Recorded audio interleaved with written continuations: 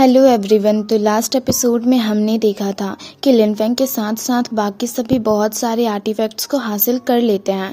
तभी उन सबको एक आवाज़ सुनाई देती है जो गुस्से से सबसे कह रहा होता है कि तुम सब ने ऑलरेडी बहुत सारे मैजिक वेपन्स को हासिल कर लिया है, पर फिर भी तुम सब यहाँ से जाने का नाम ही नहीं ले रहे, इसलिए अब तुम सब इसके बाद एयर मैट्रेस में एक कदम भी नहीं रख सकते। जिसे सुनकर शाओ तियान लिन फेंग के पीछे छुपकर चौंक कर उससे पूछता है, ये किसकी आवाज़ थी? क्या यहाँ पर कोई घोस्ट स्पिरिट भी मौजूद है?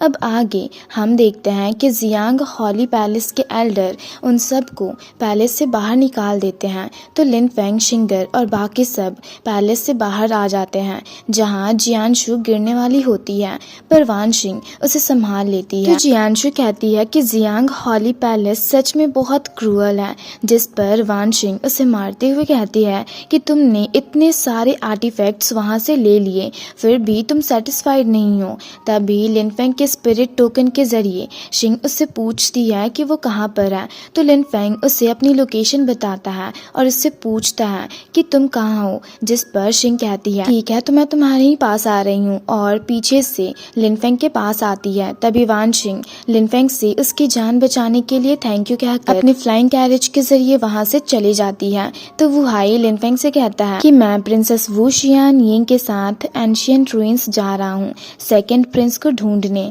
तो मैं अपने साथियों की सेफ्टी आप पर छोड़ता हूँ। जिस पर लिन फेंग उनसे कहता है, अब फिक्र मत कीजिए, मेरे रहते हुए उन्हें कुछ भी नहीं होगा। और ये सुनकर वू हाई कहता है तो ठीक है, अब हम निकलते हैं। और वू शियान यिंग के साथ एंशिएंट रूइंस के लिए निकल जाता है। तो उनके जाने के बाद वू हाई का साथी लिन फेंग से कहता है, आपको यहाँ आए 4 महीने से ज्यादा हो गए हैं, तो अब हमें स्टार पैलेस जाकर इस इंफॉर्मेशन को रजिस्टर करवाना चाहिए। साथ ही वो लिन फेंग से ये भी कहता है कि रेड स्पिरिट रिलम में स्टार पैलेस का कोई ब्रांच नहीं है, और यहाँ से सामने हान युआन डोमेन है, तो हमें वहाँ चलना चाहिए। और वो लोग भी अपने स्पिरिट बोट के जरिए हान युआन डोमेन जाने के लिए निकल जाते हैं, जहाँ वो बंदा लिन फेंग से कहता है कि हम आइस एंड स्नो सिटी पहुँचने वाले हैं। अगर हम इस माउंटेन को पार कर ले और अगर हम एबिलिटी टेस्ट में टिक पाए, तो हमारे पास मौका होगा मिरेकल लैंड में जाने का,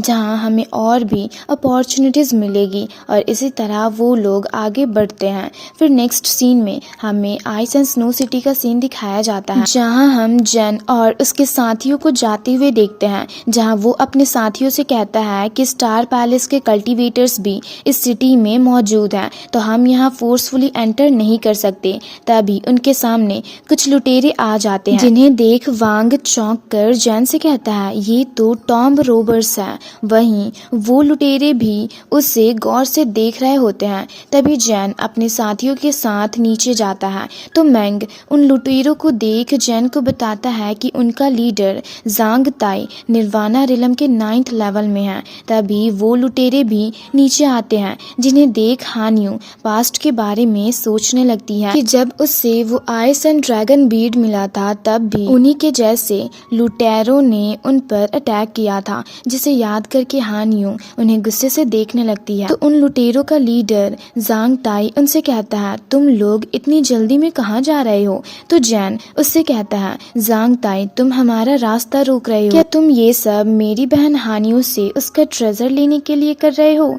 जिस पर जांग ताई उससे कहता है कि अब जब तुम्हें सब कुछ पता ही है, तो तुम इंतजार किसका कर रहे हो? जल्दी से वो आइस ड्रैगन बीड हमारे हवाले कर दो, नहीं तो अगर हमने तुम्हारी बहन को हर्ट किया तो वो बहुत बुरा होगा। जिसे सुनकर जैन जांग ताई से कहता है, चाहे तुम कुछ भी कहो, पर हानियो भी निर्वाणा रिलम के 8 लेवल में है, तो अगर तुमने इस पर अटैक करने की कोशिश भी की, तो तुम यहाँ से बचकर भाग नहीं पाओगे। और वैसे भी तुम बस एक ट्रेजर के लिए अपना सब कुछ दाव पर क्यों लगा रहे हो? जिसे सुनकर जांग ताई इससे काफी एरोगेंटली कहता है, ये जोक तो तुम्हारी एबिलिटी पर डिपेंड करता है कि तुम मुझसे फाइट करने के लिए क्वालिफाइड भी हो या नहीं। और ये कहकर वो अपना वेपन बाहर निकालता है और एक बहुत ही स्ट्रॉन्ग एनर्जी रिलीज करता है, जिसे देख जैन कहता है, ये तो 9th लेवल का एक हॉली वेपन है। जिसे सुनकर जांग ताई उससे वो वेपन दिखाते हुए कहता है कि इस ट्रेजर के जरिए मेरी combat power extra ordinary realm के हाफ स्टेप के कंपैरेबल है, इसलिए चुपचाप से वो आइस एंड ड्रैगन बीट को मेरे हवाले कर दो, नहीं तो इंतजार करो जब तक डाओ लीग के बाकी लोग यहाँ नहीं आ जाते। उसके बाद तो तुम लोग अपने पंखों से भी बचकर यहाँ से भाग नहीं पाओगे। जिसे सुनकर वांग जैन से कहता है, यंग मास्टर, हमें खुद को बचाने के लिए उन्हें ये आइस एंड ड्रैगन बीट देना ही होगा, नहीं तो हम सब मारे जाएंगे। जिसे सुनकर एक दूसरा बंदा जैन से कहता है, इस आइस एंड ड्रैगन बीट के लिए हमने ऑलरेडी अपने 2 साथियों को खो दिया है। जिसे सुनकर जैन उनसे कहता है कि इस आइस एंड ड्रैगन बीट को पाने में हमने ऑलरेडी अपने 2 आदमियों को खो दिया है, तो अगर हम इसमें कॉम्प्रोमाइज करेंगे तो उनकी सेक्रीफाइस तो बेकार चली जाएगी ना। जिसे सुनकर हानियो जांग ताई से कहती है कि मैं एंशिएंट गॉड कॉन्टिनेंट की कल्टीवेटर हूँ, तो मैं इस तरह से सरेंडर कैसे कर सकती हूँ।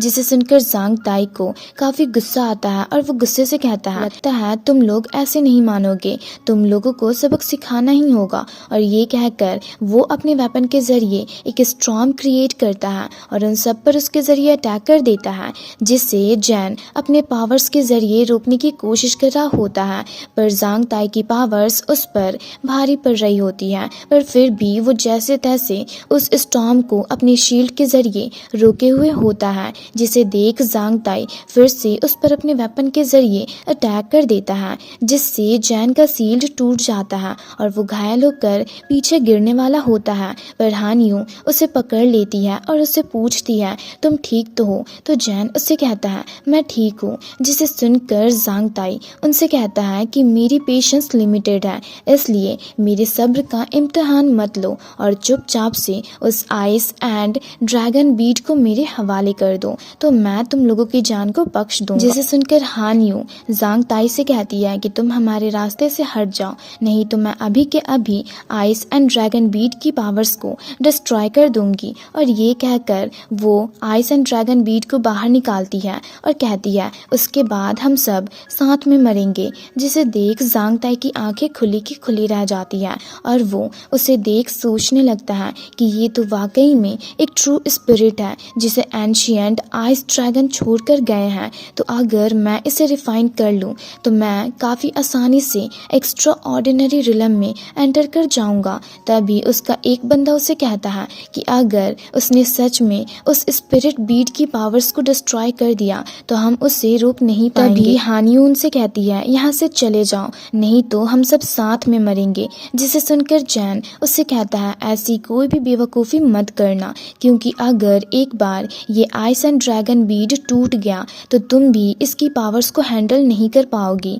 जिस पर वो उससे कहती है कि अगर ऐसा करके मैं सबको बचा सकती हूँ तो इसके लिए मैं अपनी जान भी देने को तैयार हूँ। और ये कहकर वो जैन को पीछे की ओर भेज देती है। तो वांग जैन से कहता है कि अगर आइस एंड ड्रैगन बीट की पावर्स डिस्ट्रॉय हो गई तो हमारे लिए खुद को प्रोटेक्ट करना भी बहुत ज़्यादा मुश्किल हो जाएगा। तभी हानियो ऊपर की ओर जाते हुए जांग ताई से कहती है कि मैं तुम्हें एक लास्ट मौका दे रही हूँ, हमारे रास्ते से हट जाओ। पर जांग ताई उसकी बात नहीं मानता और उस पर अटैक करके उसे बर्फ में जमा देता है। ये देख जैन जोर से हानियो का नाम चिल्लाता है। ये देख जांग ताई अपने बंदों को जैन के आदमियों पर अटैक करने को कहता है, जिससे उन लोगों में फाइट होने लगती है, जिसमें वांग काफ़ी ज़्यादा घायल हो जाता है। ये देख जैन को कुछ समझ नहीं आ रहा होता कि आखिर वो करे तो करे क्या। तभी जांग ताई का एक बंदा फिर से वांग पर अटैक करने जाता है,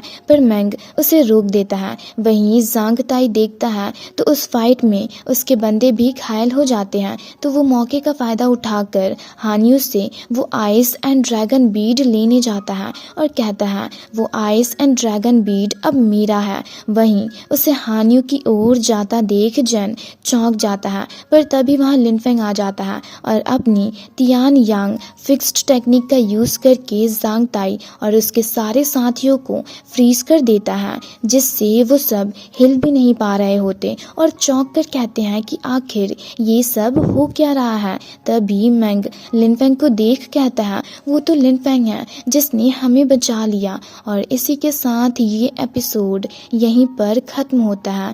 तो अगर आप लोगों को ये वीडियो अच्छी लगी तो वीडियो को लाइक और चैनल को सब्सक्राइब कर दें।